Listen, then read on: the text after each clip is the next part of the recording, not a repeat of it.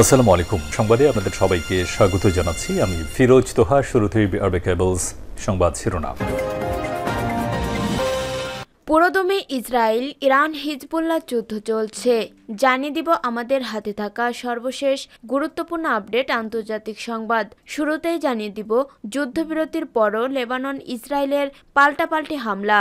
লেবাননের যুদ্ধবিরতিতে সম্মত হয়েছে ইসরায়েল। দেশটির সম্মতির পর লেবাননে যুদ্ধবিরতি কার্যকর করা হয়েছে, তবে এরপরও পাল্টাপাল্টি হামলা চালিয়েছে উভয় পক্ষ। এতে হতাহতের ঘটনাও ঘটেছে। এরপর জানিয়ে দিব গণহত্যায় ইসরায়েলকে বর্ণবাদী রাষ্ট্র ঘোষণা। মধ্যপ্রাচ্য জুড়ে হামলা চালিয়ে যাচ্ছে ইসরায়েল। দেশটির এই হামলায় লেবানন ও গাজায় ৪৫,০০০-এর বেশি মানুষ নিহত হয়েছেন। অঞ্চল জুড়ে গণহত্যার জন্য দায়ী করে দেশটিকে বর্ণবাদী রাষ্ট্র ঘোষণা দিয়েছে অক্সফোর্ড ইউনিয়ন। এদিকে দখলের নেশায় সিরিয়াকে অস্থিতিশীল করেছে ইসরায়েল, দাবি ইরানের। আলেপ্পো নিয়ন্ত্রণ এইচটিএস বিদ্রোহীদের হাতে যাওয়ার পর থেকেই উত্তাল সিরিয়ার পরিস্থিতি। সশস্ত্র গোষ্ঠীগুলোকে ঠেকাতে মরিয়া সিরিয়ার সরকারি বাহিনী। এ অবস্থায় প্রশ্ন উঠেছে, হঠাৎ কেন আবারও অস্থিতিশীল হয়ে উঠল সিরিয়া? এরপর জানিয়ে দিব জিম্মিদের মুক্তি না দিলে নরকের পরিণতি ভোগ করতে হবে, বলল ট্রাম্প। আগামী জানুয়ারিতে হোয়াইট হাউসের ক্ষমতা গ্রহণের আগেই ইসরায়েলি জিম্মিদের মুক্তি চেয়েছেন যুক্তরাষ্ট্রের নবনির্বাচিত প্রেসিডেন্ট ডোনাল্ড ট্রাম্প। গাজায় ফিলিস্তিনি প্রতিরোধ আন্দোলন হামাসের হাতে বন্দী ইসরায়েলি জিম্মিদের অবিলম্বে মুক্তির জানিয়েছেন তিনি। এবং সর্বশেষ জানিয়ে দিব যুদ্ধবিরতির মধ্যেই ইসরায়েলি বিমান হামলায় লেবাননে নিহত ১১ জন। গত সপ্তাহে হিজবুল্লাহর সঙ্গে যুদ্ধবিরতিতে সম্মত হওয়ার পর লেবানন জুড়ে বৃহত্তম বিমান হামলা চালিয়েছে ইসরায়েল। সোমবার এই হামলায় কমপক্ষে ১১ জন নিহত হয়েছেন। লেবাননের স্বাস্থ্য মন্ত্রণালয় জানিয়েছে, দক্ষিণ অঞ্চলীয় হারিস গ্রামে ইসরায়েলি বিমান হামলায় ৫ জন নিহত এবং ২ জন আহত হয়েছেন এবং তাল্লোসা গ্রামে আরেকটি বিমান হামলায় ৪ জন নিহত এবং ২ জন আহত হয়েছেন। প্রিয় দর্শক, এতক্ষণ শুনছিলেন সংবাদ শিরোনাম, এরপর বিস্তারিত। তবে তার আগে বন্ধু জানিয়ে দিন আপনি কোন স্থান থেকে আমাদের সংবাদটি দেখছেন এবং শুনছেন। জানিয়ে দিন এই সংবাদ সম্পর্কে আপনার মূল্যবান মতামত। আর বন্ধু, গাজা যুদ্ধে আপনি যদি নিরীহ ফিলিস্তিনিদের ভালোবেসে থাকেন তাহলে কমেন্টে এস লিখে বিশ্ববাসীকে জানিয়ে দিন। আর বন্ধু, আপনি যদি আমাদের চ্যানেলে নতুন হয়ে থাকেন তাহলে ভিডিওটি দেখতে দেখতে চ্যানেলটি সাবস্ক্রাইব করে রাখুন, যাতে করে আমাদের পরবর্তী সংবাদগুলো সবার আগে আপনার কাছে পৌঁছে যায়। এবারে বিস্তারিত। যুদ্ধবিরতির পরও লেবানন ইসরায়েলের পাল্টাপাল্টি হামলা। লেবাননের যুদ্ধবিরতিতে সম্মত হয়েছে ইসরায়েল। দেশটির সম্মতির পর লেবাননের যুদ্ধবিরতি কার্যকর করা হয়েছে, তবে এরপরও পাল্টাপাল্টি হামলা চালিয়েছে উভয় পক্ষ। এতে হতাহতের ঘটনাও ঘটেছে। সোমবার ২ নভেম্বর আল জাজিরার এক প্রতিবেদনে এই তথ্য জানানো হয়েছে। প্রতিবেদনে বলা হয়েছে, গত সপ্তাহে হিজবুল্লাহর সঙ্গে যুদ্ধবিরতিতে সম্মত হওয়ার পরে লেবাননে পৃথক হামলায় ১১ জন নিহত হয়েছেন। তাদের মধ্যে একজন দেশটির নিরাপত্তা বিভাগের কর্মকর্তা ছিলেন। লেবাননের স্বাস্থ্য মন্ত্রণালয় জানিয়েছে, সোমবার ইসরায়েলি বিমান হামলায় লেবাননে ২ জন নিহত হন। এর জবাবে ইসরায়েলের সামরিক অবস্থানে হামলা চালায় ইসরায়েল।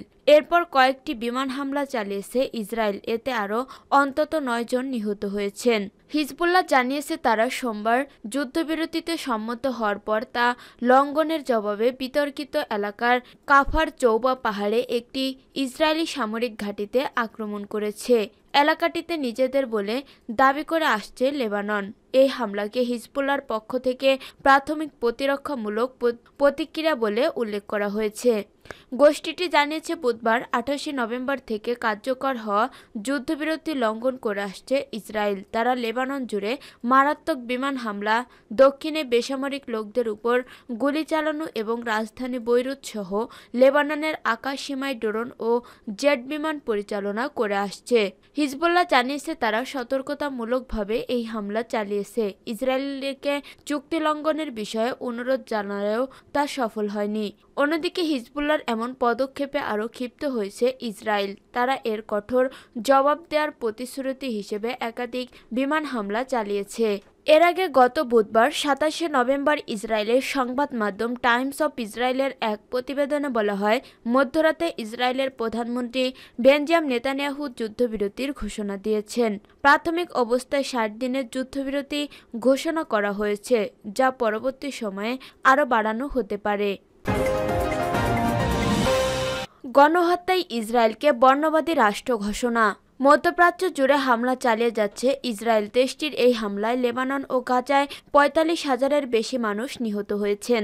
অঞ্চল জুড়ে গণহত্যার জন্য দায়ী করে দেশটিকে বর্ণবাদী রাষ্ট্র ঘোষণা হিসেবে অক্সফোর্ড ইউনিয়ন সোমবার ২ ডিসেম্বর তুরস্কের সংবাদ মাধ্যম টিআরটি ওয়ার্ল্ডের এক প্রতিবেদনে এই তথ্য জানানো হয়েছে। প্রতিবেদনে বলা হয়েছে, বিশ্বের সবচেয়ে মর্যাদাপূর্ণ সংগঠনের অন্যতম হল অক্সফোর্ড ইউনিয়ন।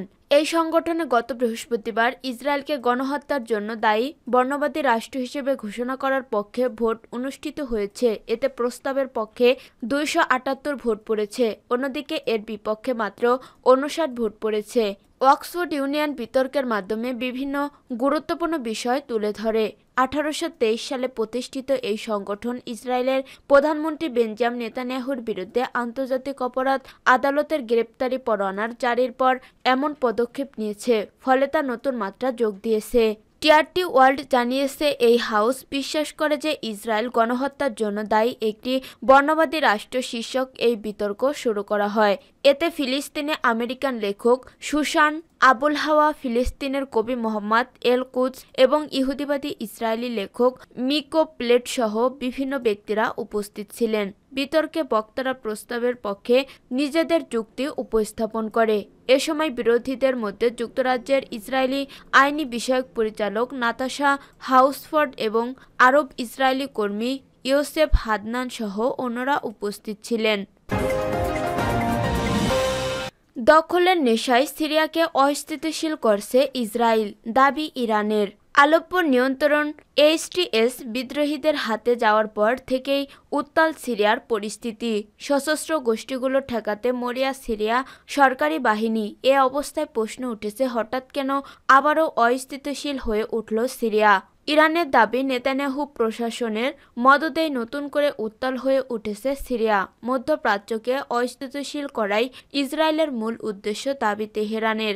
ভূমি দখলের নেশায় সিরিয়ার গৃহযুদ্ধকে আরও উস্কে দিচ্ছে জায়নবাদীরা, অভিযোগ তেহরানের। ইরানের পররাষ্ট্র মন্ত্রণালয়ের মুখপাত্র ইসমাইল বাগেরি বলেন, জায়নবাদী ইসরায়েলি প্রশাসন বরাবরই বিভিন্ন সন্ত্রাসবাদী গোষ্ঠীকে সমর্থন করে আসছে। নিশ্চিতভাবেই তাদের উদ্দেশ্য দখলদারের বিরুদ্ধে প্রতিরোধমূলক দুর্বল করে তোলা। বিভিন্ন ইসলামী গ্রুপকে ব্যবহার করে পুরো মধ্যপ্রাচ্যের নিরাপত্তায় বিঘ্ন সৃষ্টি নেতানিয়াহু প্রশাসনের বহু পুরানো চক্রান্ত। সন্ত্রাসবাদীকে পুনরুত্থান ঠেকাতে পুরো মধ্যপ্রাচ্য এক হয়ে কাজ করবে, এমন আশা প্রকাশও করেছে ইরান। ইসমাইল বাগেরি আলো বলেন, সন্ত্রাসবাদের ভয়াবহতা মধ্যপ্রাচ্যই জানে। তাদের পুনরুত্থান বন্ধে তাই সবাই এক হয়ে কাজ করবে। যত দ্রুত সম্ভব তাদের পতন ঘটানো হবে ইনশাল্লাহ। এর মধ্যে সিরিয়ার প্রেসিডেন্ট বাশার আল আসাদের সঙ্গে সাক্ষাৎ করেছে ইরানের পররাষ্ট্রমন্ত্রী আব্বাস আরাকচি। আশ্বাস দেন সিরিয়ার সার্বভৌমত্ব রক্ষায় সব ধরনের সহায়তা দেয়ার। এর আগে রোববার ইসরায়েলি প্রধানমন্ত্রী বেনজামিন নেতানিয়াহু জানান, সিরিয়ার পরিস্থিতি গভীরভাবে পর্যবেক্ষণ করেছে তেল আবিব। জিম্মিদের মুক্তি না দিলে নরকের পরিণতি ভোগ করতে হবে, বলল ট্রাম্প। আগামী জানুয়ারিতে হোয়াইট হাউসে ক্ষমতা গ্রহণের আগেই ইসরায়েলি জিম্মিদের মুক্তি চেয়েছেন যুক্তরাষ্ট্রের নবনির্বাচিত প্রেসিডেন্ট ডোনাল্ড ট্রাম্প। গাজায় ফিলিস্তিনি প্রতিরোধ আন্দোলন হামাসের হাতে বন্দী ইসরায়েলি জিম্মিদের অবিলম্বে মুক্তির দাবি জানিয়ে বলেছেন, জানুয়ারিতে তিনি দায়িত্ব নেওয়ার আগে জিম্মিদের ছেড়ে দিতে হবে। একই সঙ্গে হুঁশিয়ারি দিয়ে বলেছেন, যদি তাদের মুক্তি না দেওয়া হয় তবে নরকের পরিণতি ভোগ করতে হবে। নিজস্ব সামাজিক মাধ্যম ট্রাম্প লিখেছেন, আগামী ২০শে জানুয়ারির আগে জিম্মিদের মুক্তি না দেওয়া হলে মধ্যপ্রাচ্য চরম মূল্য দিতে হবে। যারা এই মানবতা বিরোধী অপরাধগুলো সংঘটিত করেছে তাদের বিরুদ্ধে আমেরিকার ইতিহাসে সবচেয়ে কঠোর ব্যবস্থা নেওয়া হবে। এখনই বন্দীদের মুক্তি দাও। ট্রাম্প গাজায় ইসরায়েলের চলমান যুদ্ধে মার্কিন সেনাবাহিনীকে সরাসরি জড়িত করার হুমকি দিয়েছেন কিনা তা তাৎক্ষণিকভাবে পরিষ্কার করেননি। তবে প্রায় ১৫ মাসে সংঘাতে মার্কিন যুক্তরাষ্ট্র ইসরায়েল ইসরায়েলের গুরুত্বপূর্ণ সামরিক ও কূটনৈতিক সমর্থন দিয়েছে। এ সময়কালে কূটনীতিকদের ভাবে কয়েক দফা যুদ্ধবিরতির প্রচেষ্টা চালিয়েও সফল হয়নি জো বাইডেন প্রশাসন। মার্কিন নির্বাচনের আগে থেকেই ট্রাম্প বলে আসছে তিনি ক্ষমতায় থাকলে মধ্যপ্রাচ্যে যুদ্ধ হতো না। এখন আন্তর্জাতিক সম্প্রদায় সহ সবার আগ্রহের কেন্দ্রবিন্দু কিভাবে ট্রাম্প গাজায় যুদ্ধ বন্ধ করবেন। নতুন প্রশাসনে ট্রাম্প এমন সব ব্যক্তিদের মনোনীত করেছেন যারা প্রবল ইসরায়েল ঘনিষ্ঠ এবং ফিলিস্তিন বিদ্বেষী। 5 নভেম্বর নির্বাচন পরবর্তী সময়ে গাজা যুদ্ধ নিয়ে যেসব মন্তব্য করেছেন তার মধ্যে এবার সবচেয়ে তীব্র ভাষা ব্যবহার করেছেন ট্রাম্প। তবে এই হুমকির বিপরীতে এখনও কোনো মন্তব্য করেননি হামাস। গোষ্ঠীটি শুরু থেকেই বলে আসছে জিম্মি মুক্তির জন্য গাজায় একটি স্থায়ী যুদ্ধবিরতি নিশ্চিত করতে হবে। একই সঙ্গে ইসরায়েলি সেনাদের গাজায় ছাড়তে হবে।